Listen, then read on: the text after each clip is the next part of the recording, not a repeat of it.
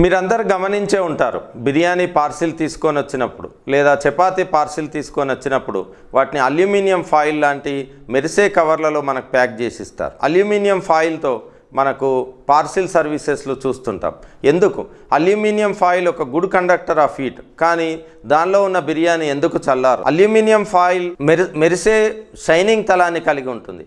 దాని లోపల బిర్యానీ వేడిని ఉష్ణ వికిరణం థర్మల్ రేడియేషన్స్ అంటే వేవ్స్ రూపంలో విడుదల చేస్తుంది. సో బిర్యానీ నుంచి వచ్చిన వేడి దీని యొక్క ఉపరితలంపైనే రిఫ్లెక్ట్ అయ్యి అందులోనే ఉంటుంది, అంటే వేడి బయటకు రాదు. అదేవిధంగా మీరు థర్మాస్ ఫ్లాస్క్లో కనుక లోపల చూస్తే మెరిసే తలం ఉంటుంది.